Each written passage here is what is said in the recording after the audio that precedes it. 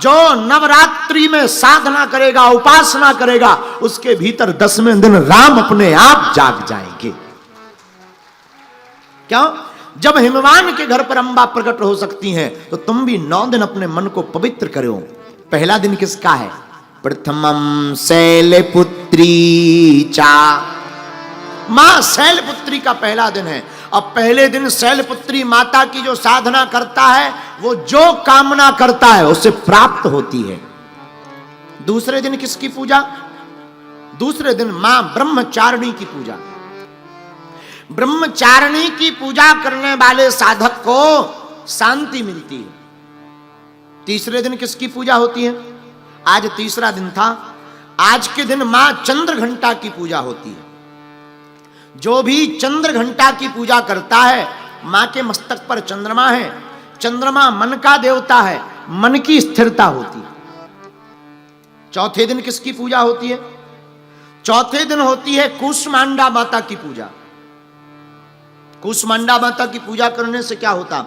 जो भी साधक मां कूष्मांडा की पूजा करता है, भैया उसकी आयु बढ़ जाती है, आयु में वृद्धि होती है, दीर्घायु, बड़ा दीर्घायु होता। पंचम दिवस किसकी पूजा? पंचम दिवस होती मां स्कंद माता की पूजा। स्कंद माता की पूजा करने से क्या होता? स्कंद माता की पूजा करने से मोक्ष की प्राप्ति होती है। मोक्ष का मतलब मर नहीं जाएगा आदमी। एक आदमी से हमने कहा, कहो भैया मोक्ष पाने का उपाय करो। बोले महाराज अभी हमें विवाह भी करना, बहुत जिंदा रहना है। अरे हमने कहा ठटरी के बरे, मोक्ष का मतलब मरना नहीं है। सुखम चा दुखम चा भवा भवौ चा लाभा लाभौ जया जयौ। मोक्ष का मतलब है सुख में और दुख में जो सम रहे। सुख में जिसे प्रसन्नता ना हो, दुख में जिसको कष्ट ना हो। सुख आवे तो भगवान को धन्यवाद देकर के कहें प्रभु आपको समर्पित, और दुख आवे तो मन में सोचे ये हमारे पाप कम हो रहे हैं। ऐसी जिंदगी को ही मोक्ष कहा जाता है। तो पंचम दिवस जो भी स्कंद माता की पूजा करता वो मोक्ष पाता। छठवें दिन किसकी पूजा होती? छठवें दिन होती मां कात्यायनी की पूजा। किसकी पूजा? मां कात्यायनी की पूजा। कात्यायनी माता की पूजा करने वालों को 2 प्रकार से लाभ मिलता, धर्म अर्थ काम मोक्ष, ये चारों पुरुषार्थ मिलते। लेकिन कात्यायनी माता की पूजा करने वाले साधक को एक और लाभ मिलता, जिसका विवाह ना हो रहा हो। शादी में वैसे तो ठीक है, जिनकी शादी हो गई उनसे हाल चाल पूछ करके शादी की अर्जी लगानी चाहिए, लेकिन फिर भी मन में इच्छा है। शादी के लड्डू बड़े खतरनाक होते हैं। जिन्होंने खा ले वो भी पछता रहे, जिन्होंने नहीं खाए वो भी पछता रहे, रो दोनों रहे हैं। लेकिन फिर भी मन में श्रद्धा है, मंगल काज में बड़ी रुकावट है।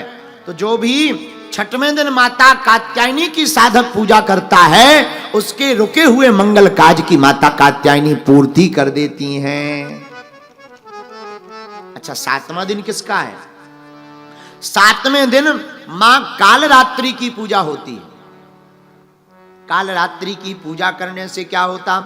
जो भी साधक मां कालरात्रि की पूजा करता, उसके घर पर कैसी भी बाधा हो, भूत प्रीत की बाधा हो, कुछ भी घर में नहीं टिक पाती है। ये कालरात्रि माता की पूजा करने का लाभ है।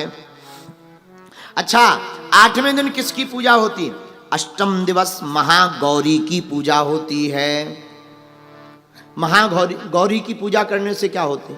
2 लाभ। एक तो धन का लाभ होता, दूसरा रूप का लाभ होता। आकर्षण जिसे प्राप्त करना हो वो महागौरी की पूजा करें। और 9वें दिवस किसकी पूजा होती? 9वें दिन माता सिद्धदात्री की पूजा होती। सिद्धदात्री की पूजा करने वाले साधक को क्या मिलता? सिद्धदात्री की पूजा करने वाले साधक को रिद्धियां और सिद्धियां प्राप्त हो जाती हैं। इस प्रकार जो 9 दिन अलग अलग देवी की उपासना करता है, उसे अलग अलग फल प्राप्त होते हैं। और हम तो एक ही बात कहेंगे, मां से कुछ मत मांगो, मां से तो केवल मां को मांगो। पागलो, मां के पास आकर अबोध बन जाओ, बालक बन जाओ, मां के प्रति डूब जाओ। कभी विचार करना, हमारी मां जिसने जन्म दिया उसने कितना उपकार नहीं किया। खुद गीले में सोई तो मैं सूखे में सुलाया, खुद भूखी रही तो मैं भोजन कराया। बेटा और बेटी कितनी भी गाली बक दे, रात के समय मां भोजन लेकर आ जाती, खा लो बेटा। हजारों किलोमीटर दूर रहे बेटा, पर मां फोन पर पूछती रहती, बेटा ठीक हो, स्वास्थ्य ठीक है, ध्यान रखना अपना। जिस प्रकार संसार की मां अपने बालक को संकट में देख करके पूरे परमात्मा को याद कर लेती है, हे भगवान बचा लो हमारे बालक को, हे शंकर जी, हे ब्रह्मा जी, हम ऐसा करेंगे वैसा करेंगे। माई बाप जिस प्रकार संसार की मां तुम्हारे लिए हमें हमेशा प्रार्थना करती है, हमेशा तुम्हारी रक्षा के लिए प्रभु से स्तुति करती है, तुम अम्बा के दरबार में बैठे कभी तुम इनके बेटा बनकर देखना, कोई अलाय बलाय अगल बगल नहीं फटकेगी तुम्हारी। ये तो पराम्बा है, ये तो जगदम्बा है, ये तो जगत जननी है, ये तो त्रिभुवनेश्वरी है, ये तो सबकी मां है, विश्व को रचने वाली मां है। इसलिए इनका नाम अम्बा है। क्या नाम है? अम्बा। नाम उमा अंबिका भवानी, सुंदर सहज सुशील सयानी। श्री राम जय राम जय जय राम, श्री राम जय राम जय जय राम, श्री राम जय राम जय जय राम, श्री राम जय राम जय जय राम। श्री राम जय राम जय जय राम, श्री राम जय राम जय जय राम, श्री राम जय राम जय जय राम, श्री राम जय राम जय जय राम। देवी पूजे पद कमल तुम्हारे, सुर नर मुनि सब होई सुखार। देवी पूजे पद कमल तुम्हारे, सुर नर मुनि सब होई सुखार। नाम उमा अंबिका भवानी। नाम उमा अंबिका, ये भगवती के नाम जो इस तीर्थ में माँ का हृदय गिरा है, नाम अम्बा पड़ा है, ऐसे ही साधारणतया नहीं पड़ा है। अम्बा का मतलब जो जगत की माँ है, जिसने जगत को बनाया है, उन्हीं का नाम अम्बा है। और गुजरात के लोग बड़े भाग्यशाली हैं कि हम आप सबको ऐसी भगवती के पावन तीर्थ में बैठने का, दर्शन करने का मौका मिला। हम भी भाग्यशाली हैं कि हमें अम्बा माँ का दर्शन मिला। आज गब्बर पर ज्योति का दर्शन हुआ और हमको गुजरात के आप सब पागलों को कथा सुनाने का सौभाग्य मिला। और इस कथा के मुख्य यजमान श्री प्रवीण कोटक जी, जो बड़े ही संतों के चहेते हैं, माँ अम्बा के प्रति उनकी अटूट निष्ठा है उन्होंने। और आज हम जब गब्बर पर गए तो हमें पंडित जी बता रहे थे, महाराज जी यहाँ पर एक से एक महापुरुष आए, लेकिन वो सभी महापुरुष प्रवीण कोटक जी के ही प्रार्थना करने पर आए हैं। ये बड़ी अद्भुत बात है कि ऐसे संतों के लाडले श्री प्रवीण कोटक जी इस कथा के निमित्त यजमान बने। समय जरूर विचित्र था नवरात्रि का, लेकिन हमारे लिए बहुत सौभाग्यपूर्ण समय था कि हमारी नवरात्रि की शुरुआत गुजरात के माँ अम्बा जी के इस पावन तीर्थ से शुरू हुई। फिर कभी समय मिलेगा तो हम राम कथा की चर्चा सुनाएंगे। देवी के माता के ऊपर तो जो भी टूटा फूटा बनता है हमने पढ़ा नहीं कभी, हम सच बता रहे, पहली बार हम अम्बा जी के ऊपर बोल रहे हैं जीवन में, पहली बार। और बोल भी अम्बा जी के कारण रहे हैं, अपने कारण नहीं बोले। अब पढ़े होते तो पढ़ के बताते, पढ़े नहीं है। बोल माई अम्बे, बोल माई अम्बे, बोल माई अम्बे, बोल माई अम्बे।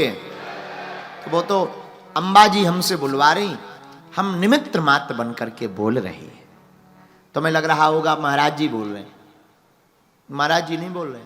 जैसे माइक पे जब तक कोई बोले ना, माइक आवाज नहीं देता। देता है क्या भाई? तुम लोगों का देता हो तो बजरंगबली जाने। माइक में जब तक कोई कार्ड ना लगाओ, कोई हेलो बोले ना, तब तक नहीं बोलता। हाँ जी या ना जी, हाँ जी या ना जी। उसी प्रकार हम भी नहीं बोलते जब तक कोई भीतर से आवाज ना लगाए। मां अम्बा बोल रही, हमें तुम्हें लग रहा कि महाराज जी बोल रहे, हम दिखाई पड़ रहे। बोलने वाली अम्बा जी थी, पर अम्बा जी की लीला अपरंपार है और चमत्कार भी यहाँ के अपरंपार है। हमने प्रत्यक्ष अनुभव किया तो खूब माँ की कृपा हुई। एक बार पुनः इस कथा के यजमान श्री प्रवीण कोटक जी को खूब खूब साधुवाद कि आपकी अम्बा जी के चरणों में ऐसी ही प्रीति बनी रहे। और दोबारा जब भी मौका मिलेगा फिर हम चर्चा सुनाएंगे आपके साथ। और फिर से कभी समय मिले परेशान करवे आवी तो मैं, चिंता मत करो। अब तो एक बात बोले, गुजरात हमारा ही प्रदेश है। हाँ, हम भी अब गुजराती हो गए। हम भी अब फोन से बात करते तो कहते तमें केम छो, तो वहां से फोन में जवाब मजा मां खूब सरस है। अब तो हम बहुत गुजराती भी से बद्धानु बैसी जाओ, बद्धा बैसी जाओ, पति गयो। लेकिन सच बताएं, गुजराती भाषा और गुजराती लोग बड़े प्यारे होते हैं, बड़े प्यारे, बड़े दिल वाले होते हैं। हाँ, सीटी बजा रहा हो न कटा, हाँ डांसा हो रहा है जो तू सीटी बजा रहा है, आगी के लगे। हाँ, कौन है, कौन बजाया हो? जरा हाथवा उठाओ बाबू, जरा तुम्हारा हम श्री गणेश वाला शकल देख ले। कौन बजाया हो? खड़ा हो जा, जरा देख लें कि ये कौन महापुरुष है। बोलो श्री राम, जय राम।